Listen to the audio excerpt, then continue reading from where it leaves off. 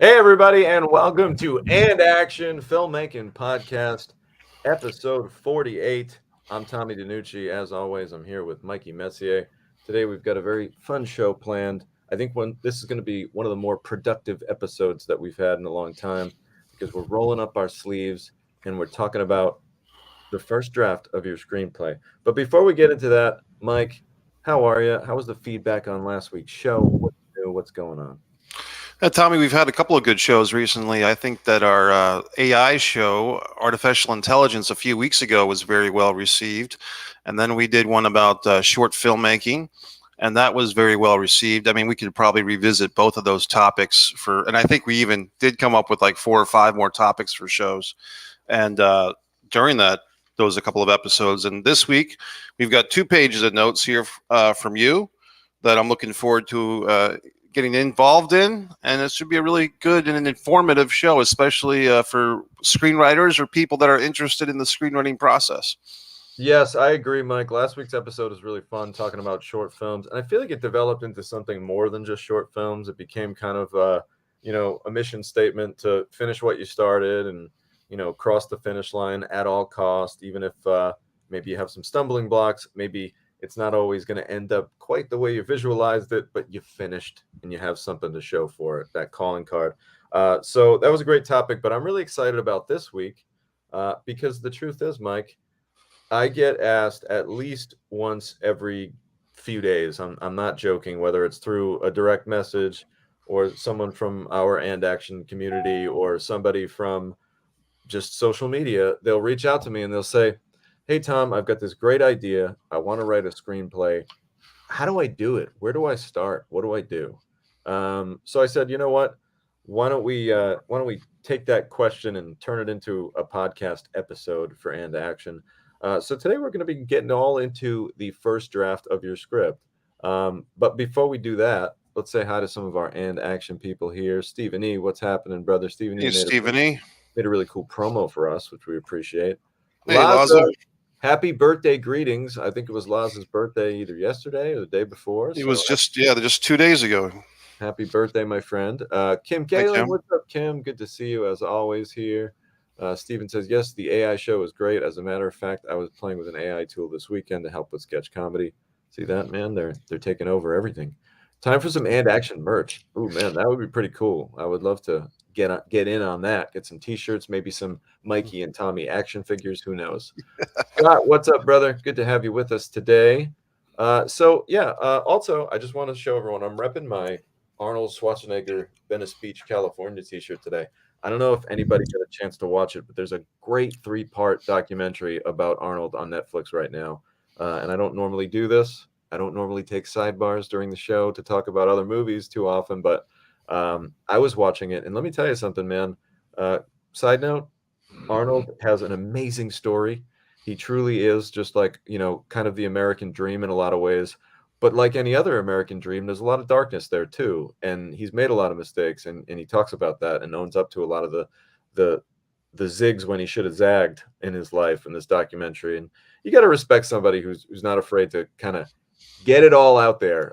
So if you haven't seen the Netflix documentary about Arnold, check that out. You will not be disappointed. It's a 3-parter, and you'll blow through it in a couple settings, no problem.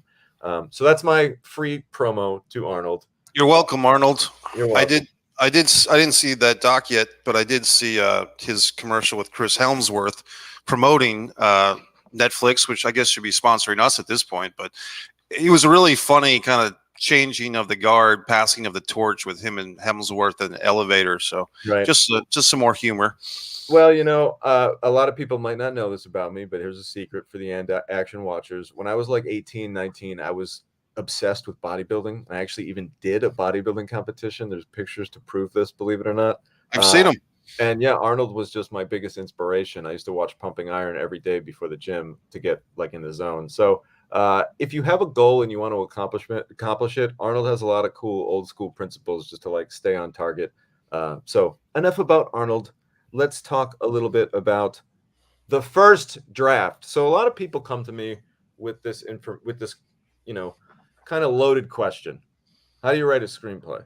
It's not quite that easy. But your goal is to write 85 to 90 pages. And before anyone kind of moves forward, and we've talked about outlines before, my biggest rule number one, my biggest stress to everyone is don't go into writing a screenplay before you wrote an outline. An outline's a whole different deal. We could talk about that on another show. I really just wanted to skip ahead and get to the first draft. If you go back into some of our back episodes, our archives, we talk all about the outline in our writing episode. So check that out and learn about the outline, and you'll be able to craft your ideas into an outline. And then that's where we are. We're taking it from there. So you've got your outline and you're ready to start. What do you do? Now, Mike, I'm sure you've done this before. You start writing without an outline, and what usually happens? You usually have like a cranking first act, and then like by act two, you're like, shit, now what? Yeah, sometimes, Tommy, I was thinking about that when you put that in the notes, and sometimes I've started, a screenplay and gone somewhere between. I call it like the curse of page 12. You get to around page 12, and it's either like, okay, this is not a great idea for a script. I want to stop writing, or what I've done sometimes, I'll get to around page 12 and say, okay, I like this idea, but I'm not really sure what I'm doing here, and then I'll stop, and then I'll do the outline process. So either way, the curse of page 12 will get you one way or the other, at least for me. But I do think that your idea of doing an outline first has a lot of merit. One thing I'd throw in there, Tommy, at least for me, and some people will disagree with this, I'm sure, but I think Final Draft screenwriting program is a must-have for screenwriters. And I don't want to debate it too much because a lot of people would say, well, there's free programs, or why don't you just use Microsoft Word and figure out the tabs? The thing is, Tommy, people like yourself, other people in the film industry, if they start seeing a script that's not properly formatted, they can see right away that you really don't know what you're doing and you're not taking it that seriously. And the best metaphor I can have is from our old friend, Joe Jaffo Carrieri. I was talking to him about this years ago, and he said that in the music world, I think it's called Pro Tools, which is like the music production program that producers use. And Joe said, in the music world, if you're trying to make a CD or a sampling of your music for somebody, and if you're not using Pro Tools, the industry professionals scoff at you. They just know that you're a hack. They know that you know what you're doing. And that is equivalent to Final Draft, in my opinion. Other people will disagree. You're absolutely right on that, guys. If you don't have Final Draft, just go out and grab it. It's a couple $100. We're not talking about a fortune here. I mean, a couple $100 isn't like saying $15, but if you really want to take your screenwriting seriously, you'd think nothing about going and buying a pair of golf clubs. I should say a set of golf clubs. If you want to go golfing, you'd spend almost $1,000 on some really nice golf clubs. Sure. Spend a couple $100 on the Final Draft if this is something you really want to take seriously. So, Mike, great points there. You got to have the right tools before you begin. But I really just wanted to rattle out some, general thoughts on a first draft before we even get into the more specific notes. Don't be afraid. The first draft, it's almost like the rules are there are no rules, because chances are you're going to rewrite this so many times that really all you're trying to do in that first draft is tell some kind of cohesive story with a beginning, a middle, and an end, and have some kind of journey that your characters will go on, and really ultimately manufacture pages, because sometimes creatively we don't quite know what we're looking at until we see it all, and then we pull elements back and we say, okay, we don't need this, we don't need that, I like this, I wish there was more of that. So I guess what I'm saying in short is the first draft's fun because you can overwrite, you can go big, you can really have at it in efforts to just get to the finish line. So that first draft, it's really, you've heard this before. I don't particularly like this term just because I think it's but the vomit draft, we hear that term a lot. And that's just when writers say like, oh, it's a vomit draft, meaning you're just like puking out all of the words onto the page. And with that, let's talk about characters. Let's just start right there. Let's get right into it. Later in the screenplay process, you're going to want to really refine your characters and really hone them in and really make sure that they're all castable, that they're the kind of characters that you're going to be able to get actors to actually want to come in and play, and to make sure that they're there for a reason. They're not just like thrown in to kind of as a lazy way of not being sure how to write your way around a situation. But in the first draft, you don't have to limit yourself to a certain number of characters. You could go big. You could have a lot of characters, and it's okay. What's going to happen is later you're going to realize, I probably don't need this person. I probably could get rid of this character. Or this happens a lot too. You'll end up combining a couple of characters where you say, like, all right, well, Dave and Jim are basically the same character. Let's just make them one character, and then we can eliminate a lot of issues. And people might say, like, well, why do you not want to have too many characters? Well, there's a couple of reasons. Number one, the human mind can only really keep track of so many stories. And if we're veering into many different directions, you might get confused. And we've all done this before. We've been watching a movie and maybe we didn't pay attention for a second. Maybe you reach down for some popcorn, whatever. And you're like, wait, who's this person? Like, when did they come into the mix? So it's like, just keep things simple. But there's another reason. It's also a production-based reason. The more actors that you have in your movie, the more expensive it's going to be. There are obviously just more mouths to feed, more paychecks to write out, more of a support system needed, more makeup and hair people need to now spend more time and attention onto more actors. So it's like there's such a domino effect to eliminating characters. And the last thing I'll say on that is when I wrote Vault, my first draft, B. Dolan and I wrote together, I think it had like 35 or 36 speaking parts in it. It was a very lengthy cast. And I remember one of the first things my producers told me was, hey, you got to get rid of like at least a dozen of these people. And I remember being like, what? And I got to get down to like 20 characters now? Okay. And, it sounds a lot scarier than it is. And you start thinking of creative ways so that, well, maybe this doesn't need to be said. Maybe maybe we can show this happening in a different way that's not so heavy on having characters explain things to us. It all goes back to that, show them, don't tell them. So, Mike, that's my 2 cents on characters in a first draft. Remember, go big. You can have 40 characters, have 50 characters. Just know that you're probably going to end up killing some of them off later. Yeah, when you say killing, there's an expression in screenwriting, kill your darlings, which is when you get kind of attached to something, a cute piece of dialogue or a funny but non-essential scene, and you kill your darlings, these precious things that we hold on to as writers sometimes just don't need to be there because they don't service the script at hand. No, they don't. But in the beginning, in your first draft, they might be a crutch. That might be, again, we're saying it's lazy writing sometimes, but like maybe you need that little bit of lazy writing just to like, all right, how am I going to get past this next few pages? All right, Yeah. let's do it. So yeah, you gotta just be moving forward with the first draft. The name of the game is you never want to get jammed up on some shit. If you find yourself getting jammed up, I'd rather have a bad idea now than a decent idea in 3 months that, and now you haven't been writing for months because you got stuck on this one idea. Write the bad version. I write scripts a lot, and I've been collaborating with a lot of different people.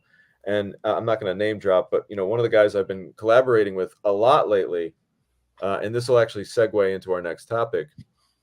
We often say we'll be really excited. We'll be talking about a scene, and when we want to get our idea out, we'll just say like, all right, ready? This is the bad dialogue. Mike, I noticed that we're both wearing black T-shirts today, but you got a headset on and I don't. So it's kind of like you just like quickly spit out some words. It's the bad dialogue. Later, you're going to refine it. You're going to hone it in. You're going to make it cool. You're going to make it unique to the character. But for now, it's okay to just like write the bad dialogue for now. Just get some shit on the page that's saying what you want to say. And you can always eliminate that later. And remember, what really makes dialogue pop, and I'm not, all the writers in the room are going to be like, hey, that's not true. It's the writers. Usually it's the actors and like how they carve up the words that you write that make them sound really cool. So don't get too hung up on dialogue. And I think here's another thing that I could say about dialogue in your first draft. Don't be afraid to use 5 sentences when 2 sentences will do. it's okay to write your characters a little, make them a little verbose, because trimming dialogue is one of the easiest things in the world to do. It's very simple. And sometimes, and I found this, man, like it's not until I write this beefy monologue line of dialogue for a character that I truly realize what the fuck I'm trying to have this character say. So it's Right. like it's almost an exercise of getting all the bad dialogue out. And sometimes you have this big paragraph and like, oh shit, that's a big line. But you might find like one really fucking awesome sentence in that big line. So basically, in short, you can always trim it later. Don't limit your dialogue. Let these guys really talk, and guys, girls, and otherwise. You know, like let your characters flow in the first draft, because you can zip them up later. Well, I think it's the thing, Tommy, that you're describing. It's like the characters are sometimes speaking the story that you're trying to tell. So, and what's great when you're starting to write, a lot of times you feel like the characters are telling the story, and you're just kind of servicing the process. And so, if the characters are saying a bunch of stuff, you can wait till your second, your third, your fourth draft to go back and edit with that, red pen or whatever. But like you said, let these things come out now, because it's better to have more and then pull back than have less than what you need. Overall, Tommy, what you've been saying so far reminds me of the expression, perfection is the enemy of the good. If you're trying to, and remember, it's a first draft. So if you're trying to write the perfect draft from the get-go, you're going to crucify yourself, metaphorically, because you're trying to make this perfect script. Well, Ernest Hemingway didn't write a perfect novel off the first take. I'm sure he edited himself many times. And Spielberg and everybody else, they do many drafts. So why hold yourself to this perfection on the first try? Allow your mistakes to come out and embrace them. And second, third, fourth draft, you can figure it out later. Yeah, and remember, you're also getting to know your characters. Think of it like that. Like, think of it like in the first draft, you're having coffee and cake with all your characters. You're smoking a J with your characters. You're having a cocktail with your characters. Whatever the fuck it is that you like to do to bond with people, that's the shit that you're doing with your characters in that first draft, because you're just getting to know them. They're talking, they're coming alive. So allow that to happen as kind of, as out there of an idea as it may be. Remember, each character is a completely different human being, and you don't quite know them just yet. You're getting to know them. So part of that is letting them run, letting them wind them up and watch them go a little bit. And I think you might be impressed with what you find out. Before we move on to locations, I want to just check in here. Lauza says, Hey, Laza. Steven says, Commando. get that treatment done. Yes, the treatment's a key part of the outline, or so, like an outline, I should say. Nothing like action films like Commando, Bloodsport, Kick. Laza, we like all the same stuff, brother. I can tell you're a child of the '80s and '90s. Okay. Goals written by Sanchez and directed by DiNucci. Brother, get cranking on that script. Let's make it happen. I bet you got a hell of a story in you somewhere with all those emojis. If your screenplays are anything like your emoji writing, we're gonna have a hit. Love the Okada t-shirt, Mike. Little wrestling talk. Getting ready for the Forbidden Door. Love Stallone's films and writing. Stallone's a big inspiration. Hey, Ariana, welcome. All right, let's keep on going. So basically, we talked about dialogue. We talked about the essence of don't be afraid to go big on this thing. Let's talk about locations. Now, we never want to totally paint ourselves into a corner with locations. If you want to shoot a movie at Buckingham Palace and you only got like a $500,000 budget, might be difficult. But remember, this is the first draft. So in the first draft, we're living in fantasy land a little bit, and that's okay. So I would kind of just write as many locations as you feel the need to in that first draft, but like the characters, know that later on you're probably going to have to pull that shit back, because what's going to happen is you're actually going to, hopefully this thing's a hit, producers like it, they're able to get financing for it, and suddenly you're making this movie. Well, now it's like you don't want to completely have a false blueprint where you're like, okay, well, this is a great story, but you've got all these locations. we can't possibly fit all these locations into, say, a 15-day shoot. That just wouldn't happen. So you got to take some of them out. So again, don't let this stop you. Like if you feel the need to, oh man, this conversation really should happen at a diner, but it's the only time we're going to be at this diner, but I would love to see these two talk at a diner. Write it in a diner. Just be aware that at some point your producers might say, hey, you know that diner scene?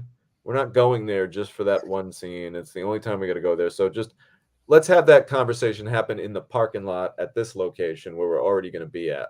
And then you're going to say, okay, great. I'm making my movie. I don't care that much. I'm just happy to get the movie made.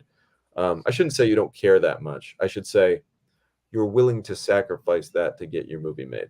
You're willing to bend a little bit, and fortunately or unfortunately, that's part of the filmmaking process. But you know, one thing as an overall thing here, Tommy, I think what you're getting at is, like we talked about a couple of episodes ago, the choke points. There's so many reasons that people will give yourself to stop writing your screenplay. Well, I got to page 12 and I didn't like what I was doing, or I got to page 25 or I got to page 50 and I realized I was writing too big of a budget movie for what I could afford to make myself. Well, those are all wonderful excuses to quit. But as we talked about in the short film episode, if you can't finish a short film, how are you going to make a feature film? If you can't finish writing your screenplay, how are you ever going to have that movie made?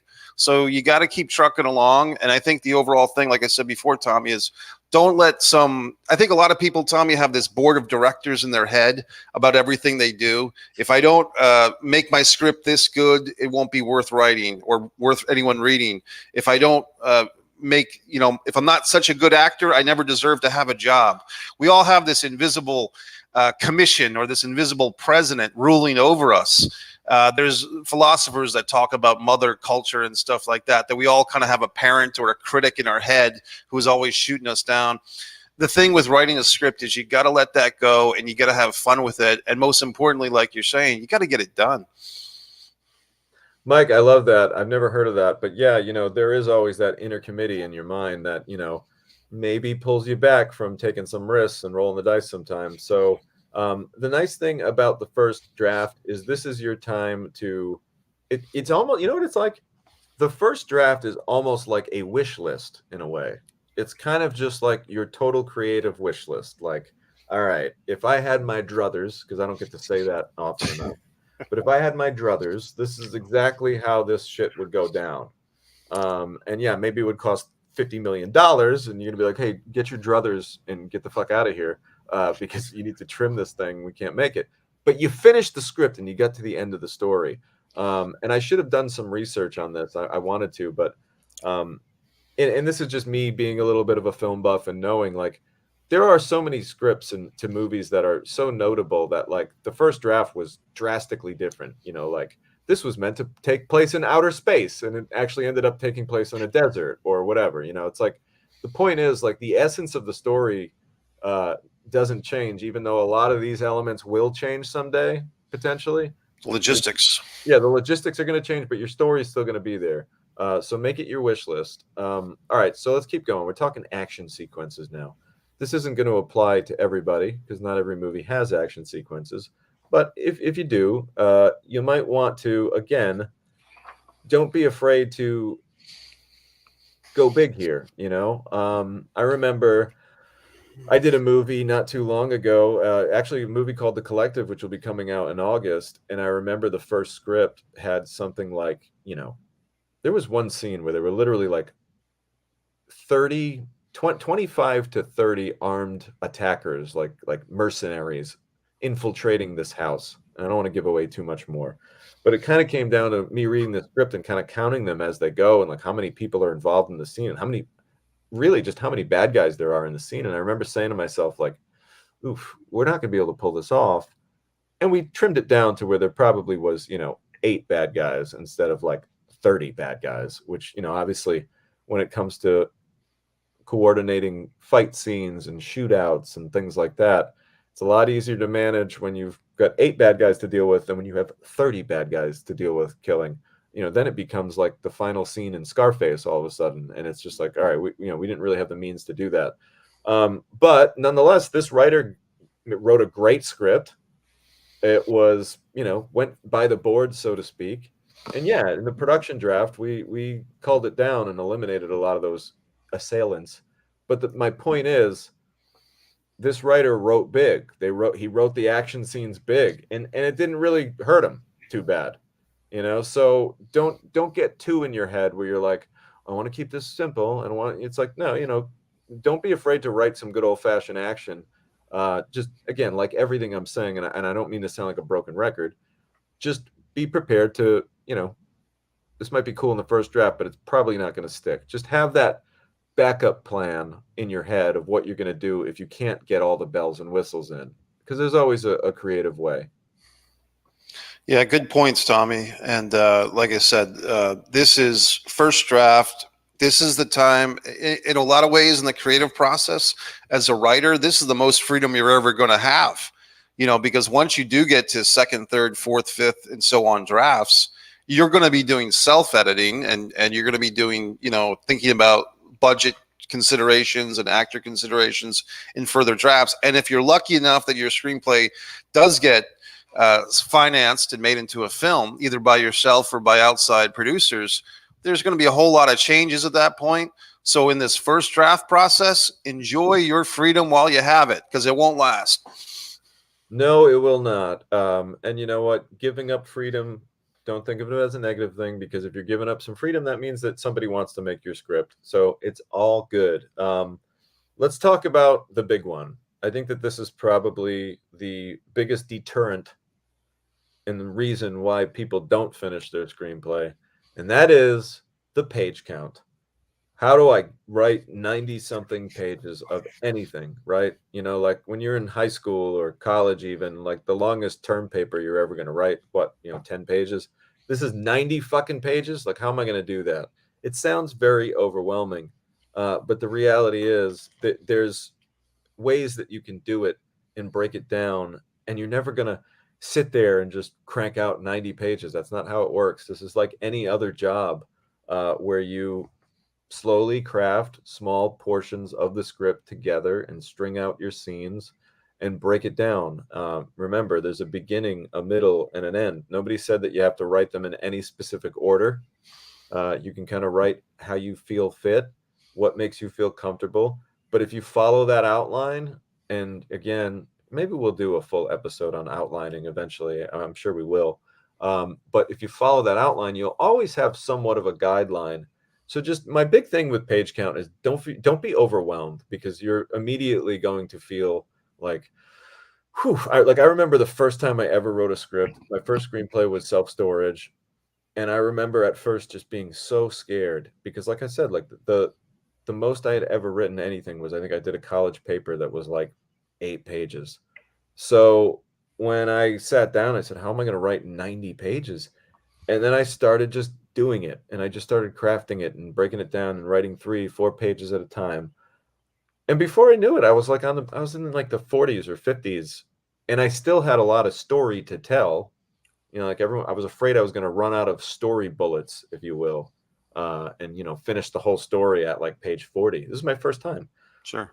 But I remember just being like, oh, wait, no, you know what? I'm on page 40. I still have a lot of story to tell. This is going to be fine. And just keep pushing through it. But I remember that feeling, and you're not alone if you have that feeling. If you're watching this and you're like, oh, man, yeah, that all sounds great. But like the 90 pages, like how am I going to come up with all that? You will. You're not going to come up with it all in one setting. You know, you're going to have to come up with it systematically, little chunks. Well, here's the thing, Tommy. If someone, even a very modest goal could be write 10 pages a week. So that's what, 2 writing sessions where you get 5 pages down, or 5 writing sessions where you get 2 pages down, however you want to do it. Well, if you get 10 pages a week in 2 months and a week, 9 weeks, you've got 90 pages of script. You're 100% right, man. And like, I've always tried to, think about it like any other job or any other project that you'd approach. You got to have a system to it. I did come up with a funny quote about screenwriting the other day, which I will now share with everybody. And hey, correct me if I'm wrong. I don't think I've ever heard anyone say this before, but writing a script is like making a 10,000 piece puzzle with 100,000 pieces. and there's no picture on the box. So it's like, imagine that. Imagine trying to make a puzzle with more pieces than you need. Right. That's really what we're doing when we write a script, because we have all these ideas. Picture each idea as a piece of the puzzle. You're always going to have a lot more pieces than you really need to make the puzzle complete. So don't get overwhelmed. And in the first draft, here's my second point, and this is the reason for that quote. Don't be afraid if you have 100,000 pieces in this puzzle in the first draft. You can have a long script. You know, one of my greatest scripts, which it actually has yet to be made into a movie, but it's one of my favorite scripts, and I won't say anything more. The first draft was like 145 pages, and it's a biopic about a person's life. And I wrote it big because I didn't want to miss anything. You know, I wanted to make sure that I covered all of what I thought were the important moments of this person's life. And I knew while I was writing that I wasn't going to write, I'm not going to go make some 2.5 hour movie, some 2 hour, 3 hour movie. I knew that wasn't going to happen, but I wanted to write it really big because I'll tell you what, and I was right. Like when I stepped back after writing all those pages, it was very evident like what needed to go. You know, like it wasn't a mystery as to like which scenes didn't flow quite as well, and which scenes weren't quite as paced well and paced properly. So really, I guess what I'm saying is don't be afraid to go big in the page count either, because like that's the biggest thing you're going to be doing is chopping pages in draft 2, draft 3, draft 55. You're going to be trimming, trimming, trimming. So like Mike said earlier, this is your chance to kind of have fun, be unbridled with the page count too. Let her rip on the keyboard. You know, just as a funny aside, I saw the comedian Patrice O'Neill had a joke about going to the gym. And he said, man, I went to the gym. I had a great workout. And then I got to come back for this tomorrow. You know, so as a screenwriter, it's actually a little bit easier because like I said, you could write 10 pages a week and in two months and change, you'll have a feature length script. So you don't even have to write every day. Although some people, Tommy, there's, you know, one of these screenwriting books I have say, if you want to be a professional writer, write 4 hours a day, and before you know it, you'll be a professional writer. Just because you're forcing yourself. I don't necessarily subscribe to that. I think some days you feel it to write, some days you don't. But if you can think about in terms of, hey, this week I've got to get 10 pages done, or whatever, you know, the specifics are for your goals. The thing is, just make sure you do it and don't give yourself a permission to take 5 or 6 months off to think about the next scene. Yeah, we're going to get into that. We have a section on work ethic coming up. I just have one more little note, and then, yeah, we'll give you some helpful strategies, some things that have worked for me, and maybe Mike can share some things that have worked for him on how to just get a better work habits as a writer, you know, what you can do. But before we get into that, let me just talk quickly about punctuation and format. Mike mentioned format earlier, and he's very correct in the sense that if you have some sloppy looking format and the punctuation's not right and there's spelling errors, I'm telling you, man, having a spelling error within the first couple pages of your script is enough to really turn someone off. And I know that sounds a little snobby. I know that sounds a little bit like you have your nose in the air, but you've got to understand there are people in this industry where their mentality is this. If you're going to give me a screenplay that isn't perfect, that doesn't have perfect punctuation, that isn't lined up and formatted right how it's supposed to be, what kind of level of detail are you putting into your work? Like, you're going to give me this and it's not even clean? You know, like, how do I believe that, you know, being a filmmaker and being a writer, it's all about, this is a very meticulous practice. So people want things to be a certain way. Now, listen, am I generalizing a little bit? Of course. Is everybody like that? No. I've met many people who are like, don't worry about it. Yeah, it's got a couple typos. Yeah, whatever. Every time I read a script, I find a typo.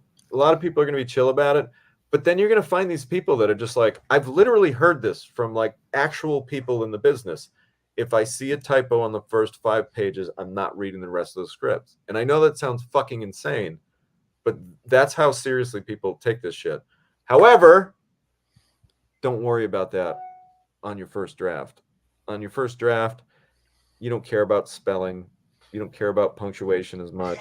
You don't, you know, the format, yeah, we don't want it to be a total fucking mess, but it's okay if you're a little sloppy. remember, we're just chiseling right now. We're just like carving into some stone. So don't be afraid to have a messy workshop in your first draft. Now, I do say this, like before you have like another person read it, even if it is just a friend, like before it leaves your desk, clean it up. Make sure, your yours are spelled Right. YOU apostrophe RE and not YOUR, like just those little things, that kind of jam people up. Well, yeah. And Tommy, I would say that some people might be wondering, why would some type of studio executive turn away your script if they saw one little spelling error in the first 5 pages? I would like to kind of answer that. It's because what they're really saying is, you haven't vetted this script before you sent it to me. You didn't send this script to a proofreader or to an editor or to a script consultant. I mean, you and I both do script consulting. If anyone wants to pay us, we'll read your script, give you feedback, look for any typos we can find.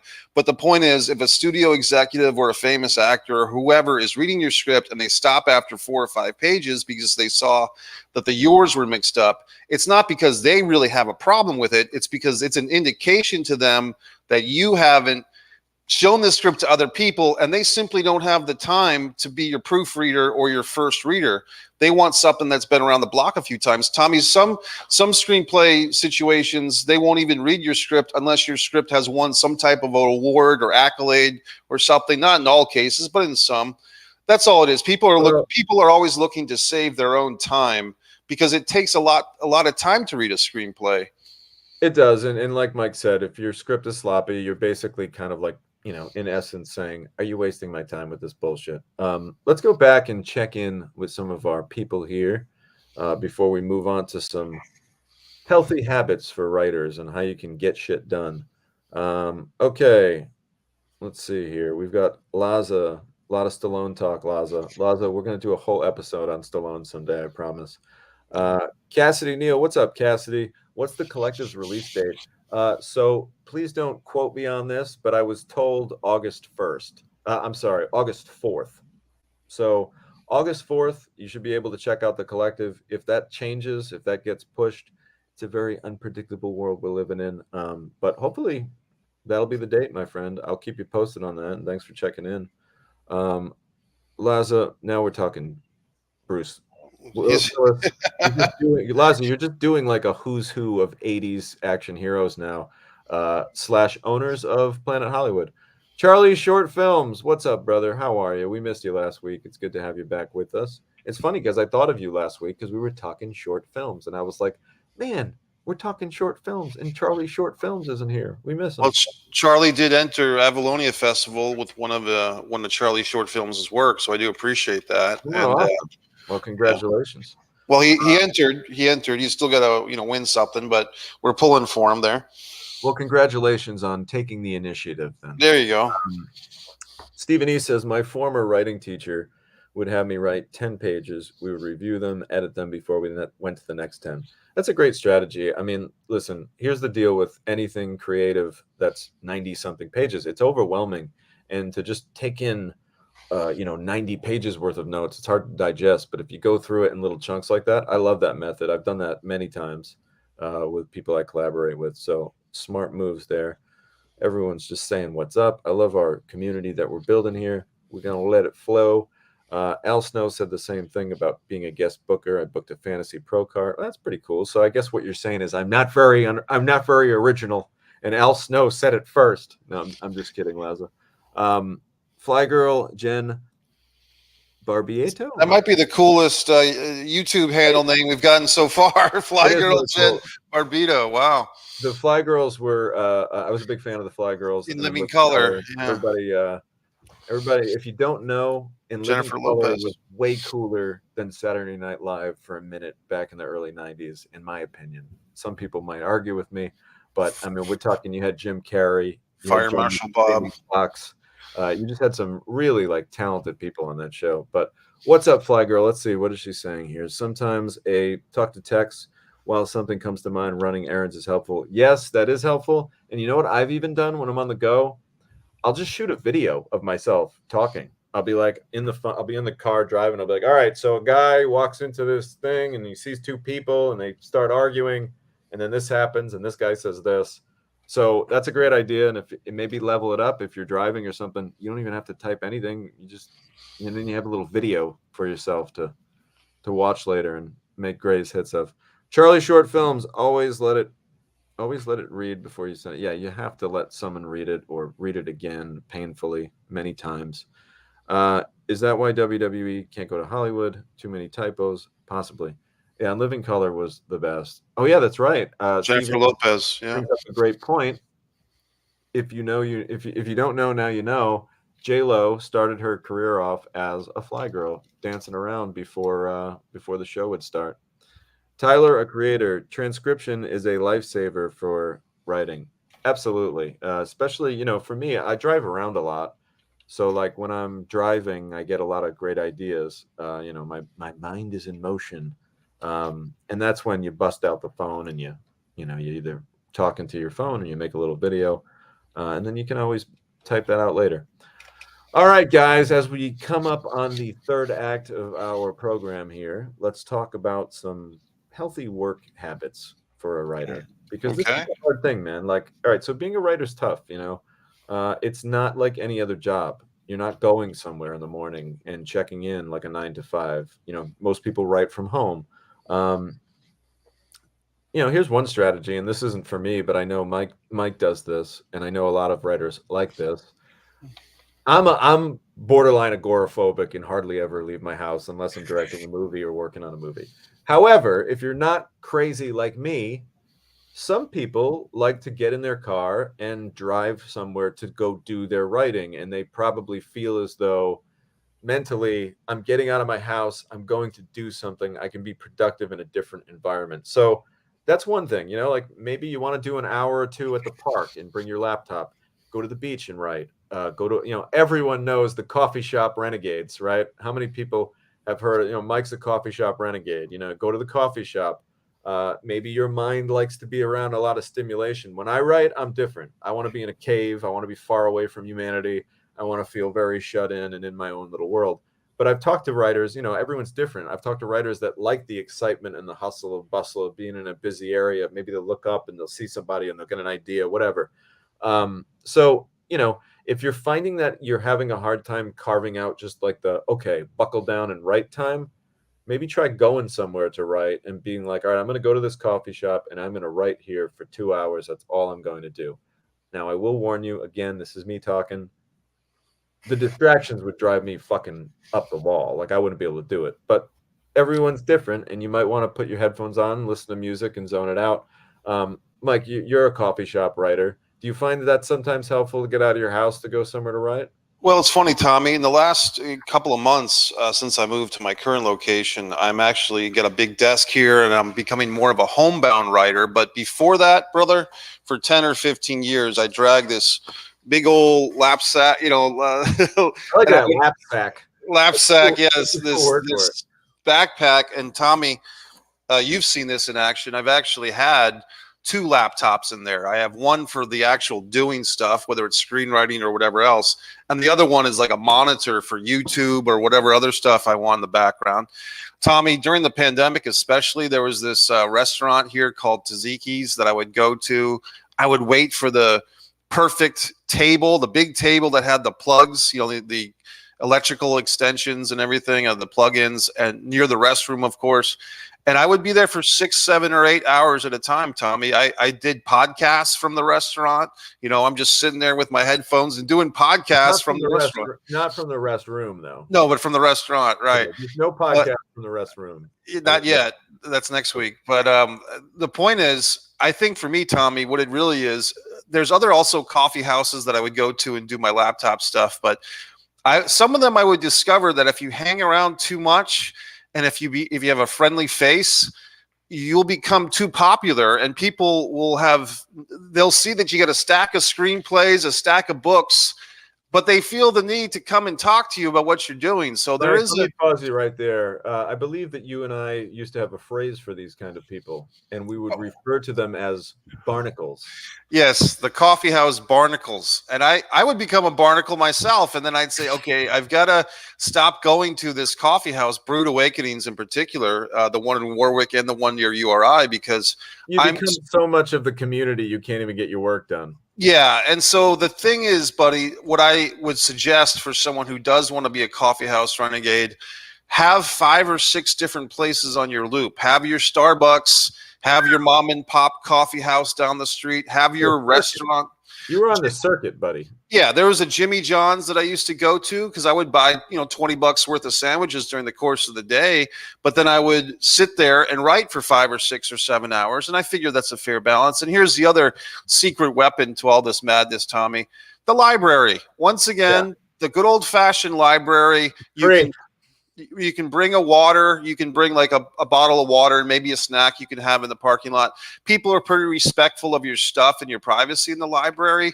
It's a little more refined than a coffee shop as far as the talking issues. Well, you can maybe even find a silent room. Some libraries have quiet rooms and things like that. So in a pinch, I did a couple of podcasts with you from the conference room in the library here in Jacksonville. So the point is, there's always a way, because I know what you're saying, Tommy. Some people, and like I said, like myself for years, I couldn't just stay home and write. I felt like I was missing out on the world if I was going to stay home and write for 4 or 5 hours alone. Hey, go ahead.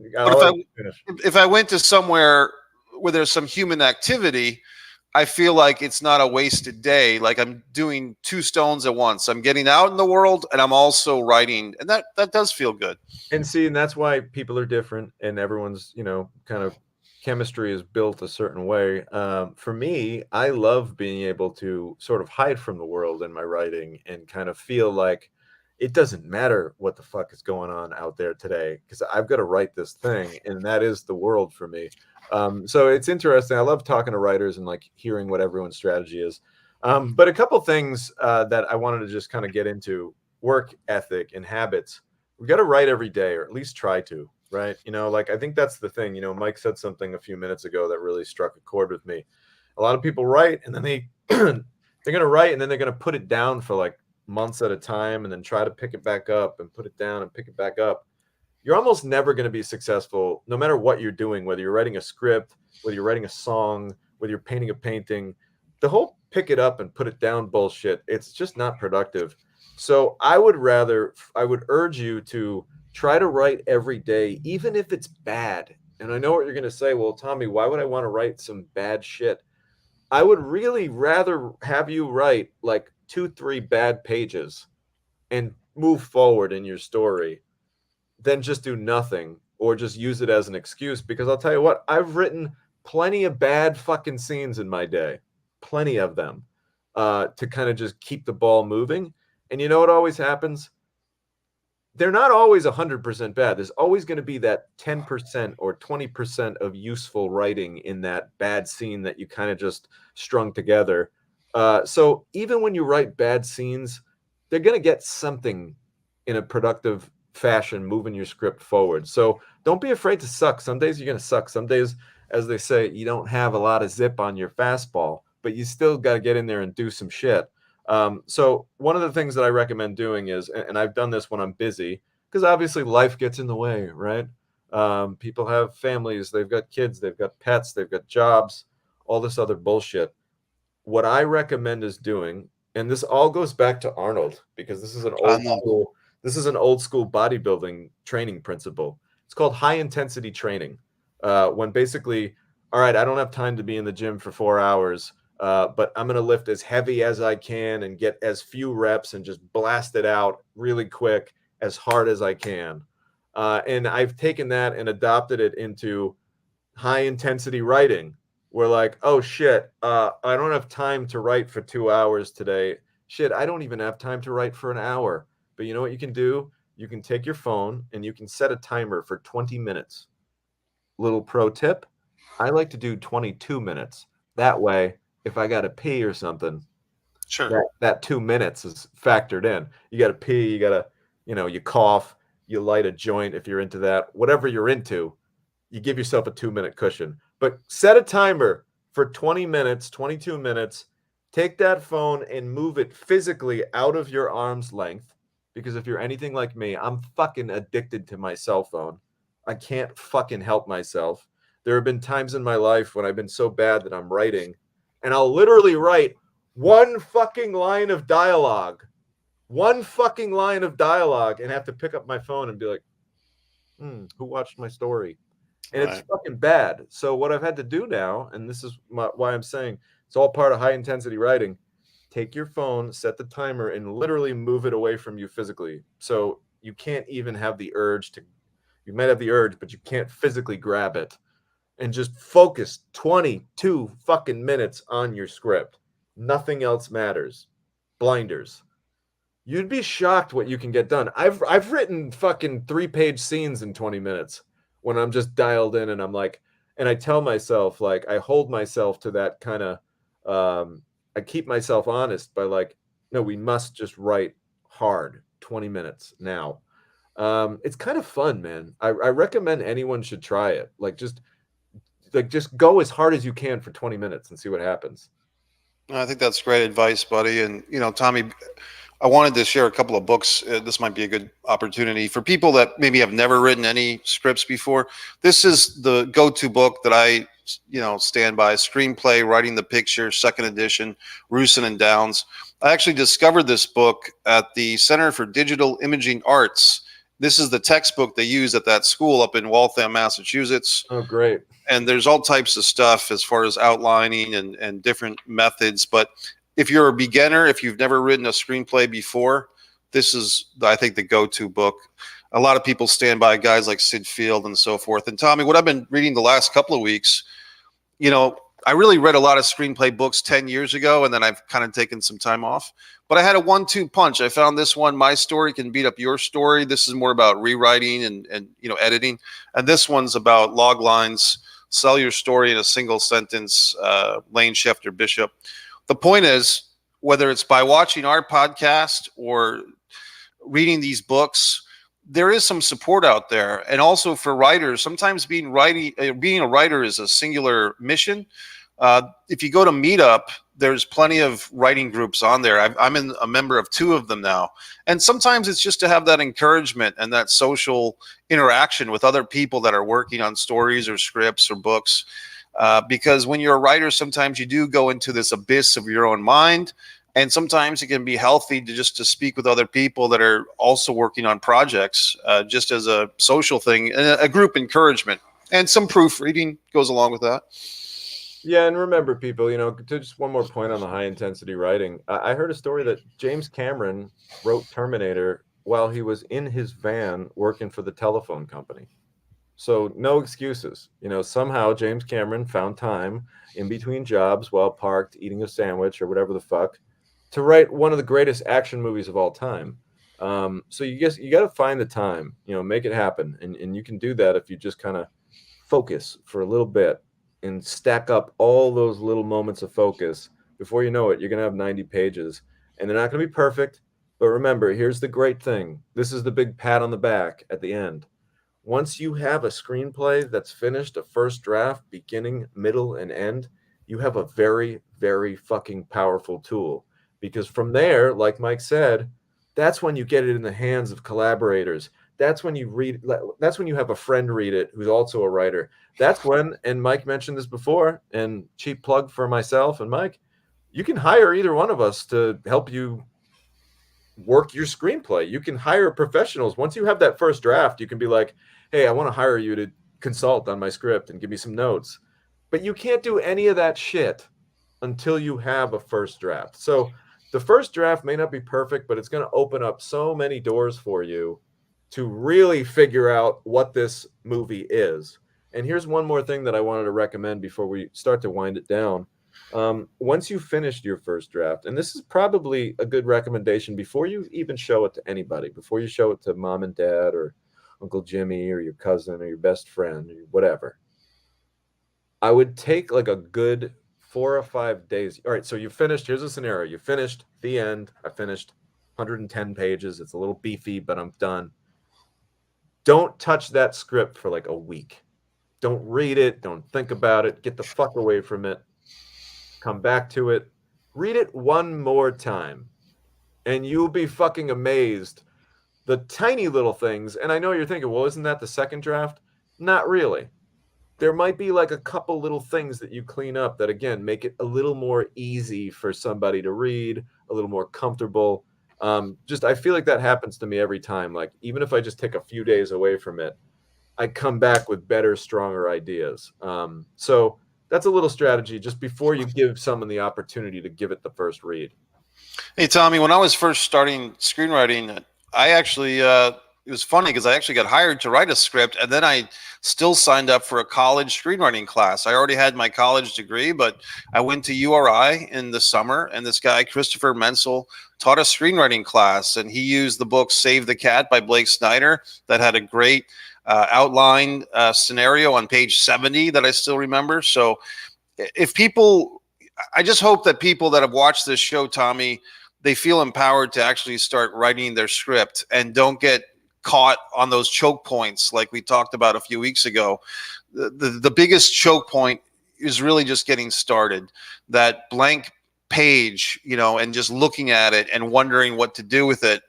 But I would just suggest, you know, get the final draft, watch our podcast again. We probably said a lot of stuff that you might want to rewind and watch and hear. Some of these books are recommended, a screenwriting class, a meetup group, whatever it is. Don't give up before you even get started is the point. Yes, and you can do it. It's not impossible, guys. I mean, I know a lot of writers, you know, we're not talking about everybody. I think that's the thing. That's a misconception. A lot of people think like, and I used to think this too, you know, you almost say like, I don't know if I'm smart enough to be a writer. Like these people are so many brilliant minds. And it's like, yeah, there's a lot of just regular people that write screenplays too. Like, don't sell yourself short. You can do it. Your idea is probably a lot better than you think it is. You just got to finish it. So go out and finish it. And if you need some help, you give us a call. Also, thank you, everybody. I'm over 1,600 subscribers on my YouTube channel. Been pushing that very hard lately. So if you haven't already, please subscribe to my channel. Appreciate that. Lots of great behind-the-scenes videos coming out. Next week, Tuesday, June 20th, we're going to be talking about a movie that both Mike and I actually acted in. It's a movie called Alien Warfare. I believe it's still on Netflix. If it's not still on Netflix, it had a hell of a Netflix run. It was on there for a while, and it's a fun one. It's a straight up kind of alien action movie, and it's one of those unique stories because I only worked on it for a day. Mike only worked on it for a day. Yet there's still a lot of interesting stories that come out of that one. So we're looking forward to that. Real quick, also, I just wanted to go through and say thank you so much for like watching along with us and love all these comments. We love interacting with you. If I missed anyone, I'm very sorry. It's just, you know, we're trying to keep the flow going. Laza, thank you for interacting. Fly Girl, thank you for joining us today. My car is my best workspace. Turn on the music and become the characters. Have a playlist for each project. That's a great idea too. I didn't mention this. Fly Girl mentions a great point.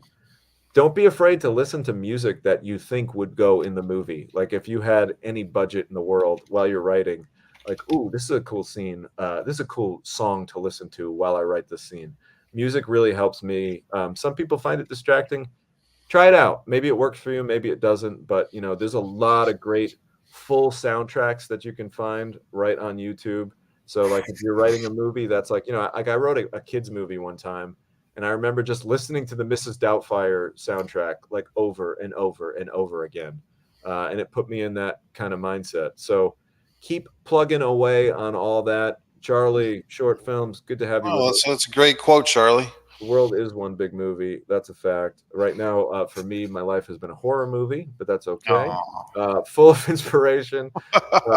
Kick yourself in the butt. Yes, sir. Because if you don't, someone else is going to get to that. Hey, listen to this. This might inspire you. Someone else is finishing their screenplay right now. Why aren't you? Well, that's true. Yeah, right, Tom, this has been a great show. I would encourage everybody, Tommy, to copy and paste the URL. I just shared it on LinkedIn. It looks like some people tuned in from LinkedIn, so hopefully they're here. But one Mike Messier YouTube channel has Mike's instant movie reviews. The best movie I've seen recently is Guy Ritchie's The Covenant. talk about a success story, Tommy. That guy made a horrible movie 20 years ago with Madonna, and then they made a great movie just this year. Guy Ritchie's The Covenant is an awesome movie. And One Man and a Camera Films for my other stuff, and Pro Wrestling.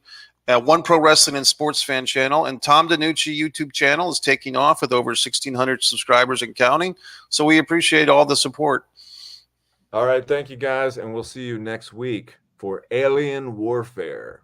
Take care, guys. Write them scripts, will you? We believe in you. Take care.